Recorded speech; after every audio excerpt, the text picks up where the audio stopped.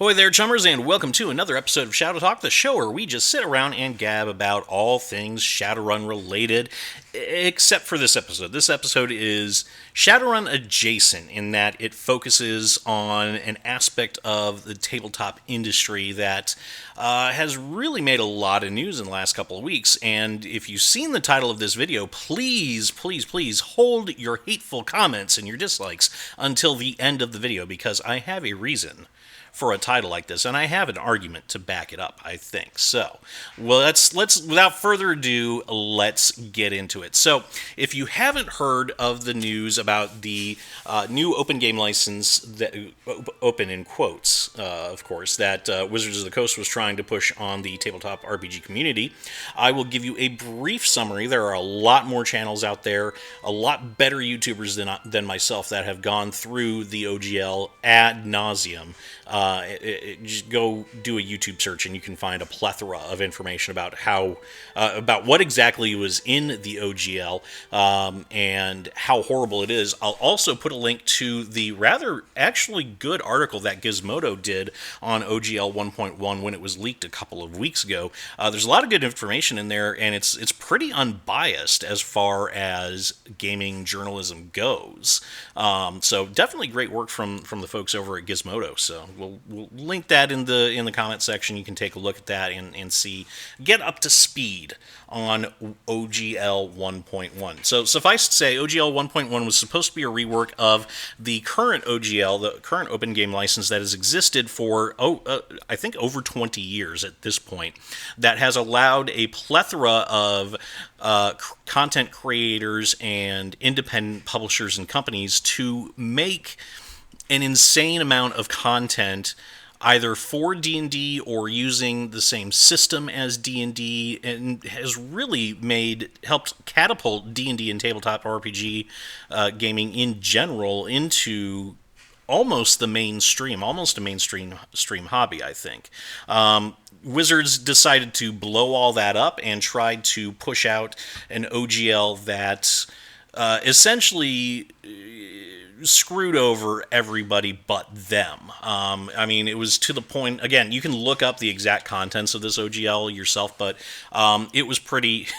It was pretty bad, to the point where it actually allegedly allowed Wizards of the Coast to essentially steal content that other creators had made for Dungeons & Dragons and publish it at a profit themselves without so much as a how do you do to the creator that actually wrote said content. So, yeah, you can see how a bunch of people would be pissed off about this, rightly so, I think.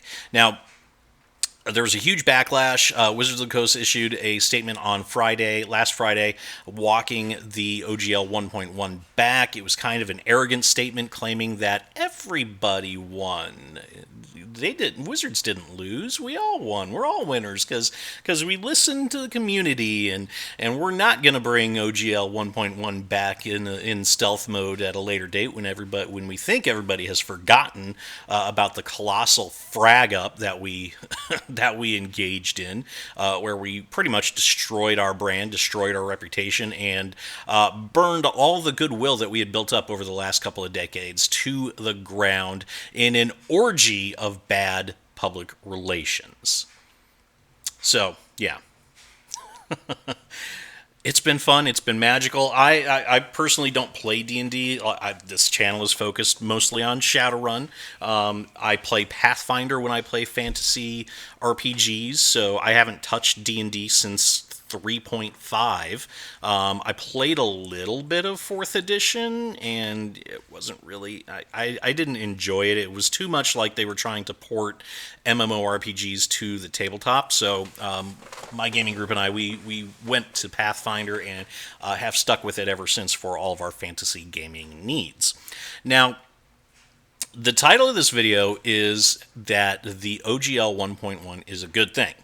Why is this a good thing? Why is something that literally was intended to destroy independent publishers and other larger corporations that have been pumping out D&D content for the last couple of decades. Why is something that was intended to destroy all that and create essentially what was a monopoly ruled over by Wizards of the Coast. How is that a good thing for gaming and for the RPG industry in general?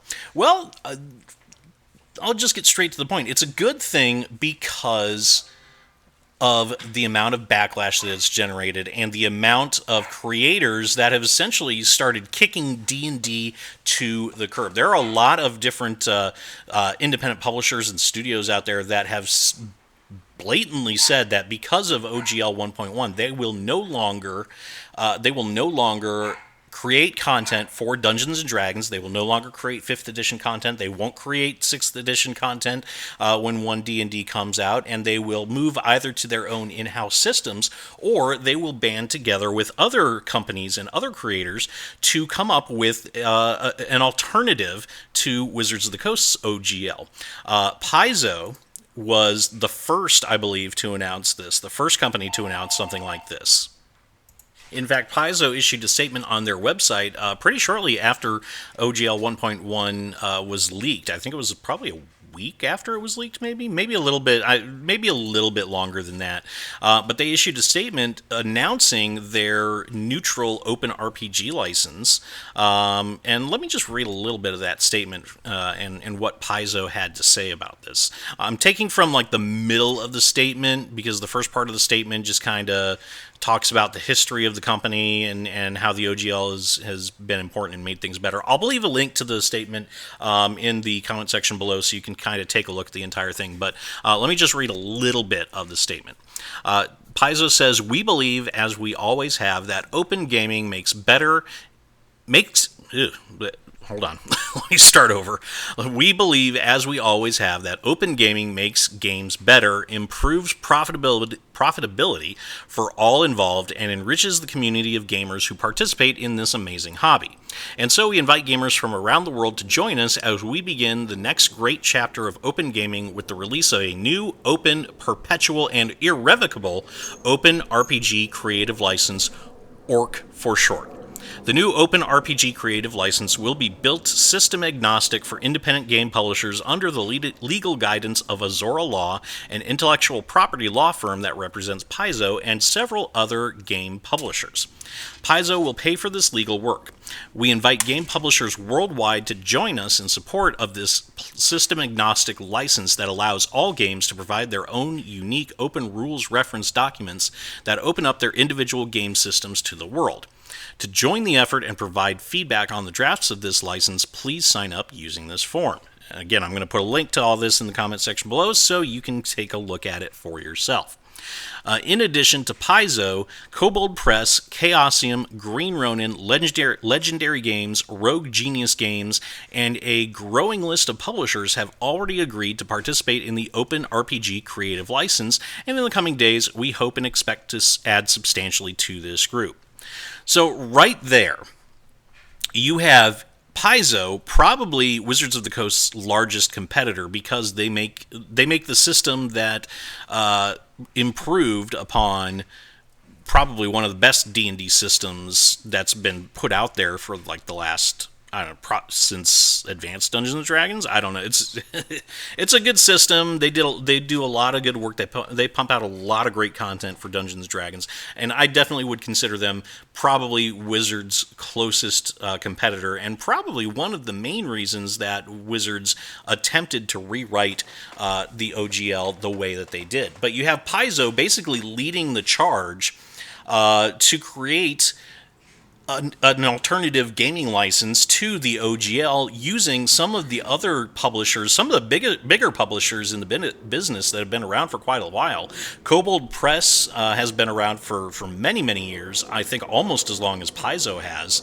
Chaosium, of course, they are the company that puts out the basic roleplay system and the Call of Cthulhu RPG game as well, so they've been around for decades.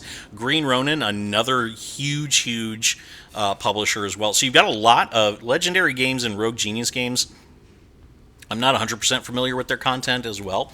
But again, you've got a lot of big publishers coming together to essentially keep gaming free and open to an extent, and allow people to continue creating content as they have for 20 years under Wizards' open game license. They're opening up another game license to allow that to continue when Wizards inevitably completes their rewriting and revamping of OGL into the 1.1 garbage fire that they debuted a couple of weeks, or that was leaked a couple of weeks ago. They didn't debut it. They were going to debut it, but yeah.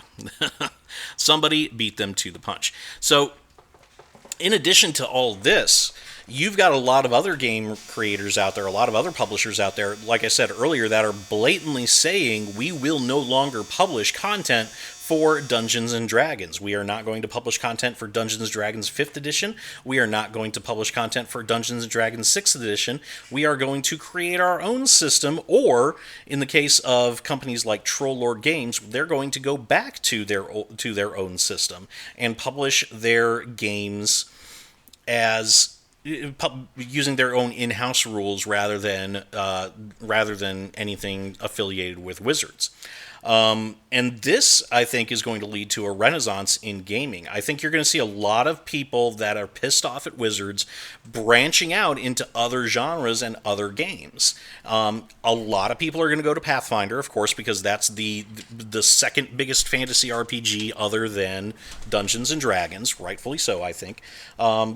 They're also going to go to Starfinder because that's, for sci-fi, because that's published by Paizo as well, uses the Pathfinder system and has that advantage to it as well. But there are a lot of other people that are going to look around at other systems.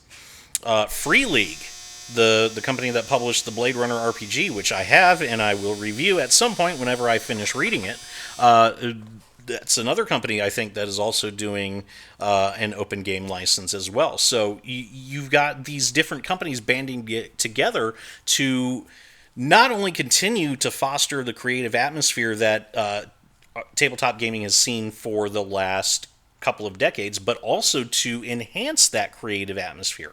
Now, instead of one choice with one open game license, you're going to have at least one other alternative, probably dozens more. I mean, there are going to be companies out there that I think it's going to be a golden age for independent writers and for gamers as well. You're going to have these companies that are going to be actively soliciting, I think, new independent writers to create content for them, or they're going to solicit old school RPG writers to create more content for them as well, and kind of move people away from the monolithic Wizards of the Coast brand. And that's going to give us a lot more variety, and that's going to give us a lot more exciting projects coming in the pipeline. I wouldn't be surprised, actually, to see a whole lot of announcements of new projects that have absolutely nothing to do with Dungeons and Dragons at all. Absolutely nothing, no connection to Wizards of the Coast at all. And it's going to make for a more competitive marketplace, and that is something that I think Wizards of the Coast is going to have a very hard time dealing with, because, number one, they're a large corporation, and large corporations tend to move very slowly when it comes to a lot of things, especially when it comes to any sort of change in an industry that they are not creating. So they're gonna be slow to come around to that, but they're also I lost my train of thought. So it's just going to make for a more competitive environment. There's going to be a lot more coming out there. It's going to other games such as Shadowrun, Pathfinder, all that stuff, they're going to get a huge boost. And then we're also going to see more and more new stuff coming from independent creators who are going to flex their muscles, who are going to use the support provided by companies like Paizo and their Orc license, or other companies using their own open licenses. And it's going to make for a lot of variety and a lot of choices. And honestly, I'm excited. I think this is going to probably take gaming back to back to it's kind of hard to know where the golden age of gaming was. The early 2000s, late 90s, where there were a lot of projects coming out and that sort of thing. I think we're going to see a change in the industry. It's going to be for the better, and we are going to ironically have Wizards of the Coast and OGL 1.1 to thank for it. That's my opinion on this whole mess. What's your opinion? What do you think is going to happen with the open game license? Do you think I am absolutely full of dreck and this is going to kill the RPG industry, or do you think like I do that we're going to see a revitalization of the industry and we're going to see a lot of excitement around a lot more projects that have absolutely nothing to do with D&D? Let me know in that comment section below. As always, if you liked this content, please like and subscribe to my channel. Hit that notification bell so you will always know when I upload new content. We are at just under, I think, 1,250 subs right now, so we want to try and see if we can bump that up. And I will see you all next time. And that's the chip truth, chummers. Let me know what you think in the comment section, and don't forget to hit that like button and subscribe to my channel for more Shadowrun content. Hit that notification bell so you will always know when I upload a brand new Shadowrun video, and until next time, remember to shoot straight and never, ever deal with a dragon.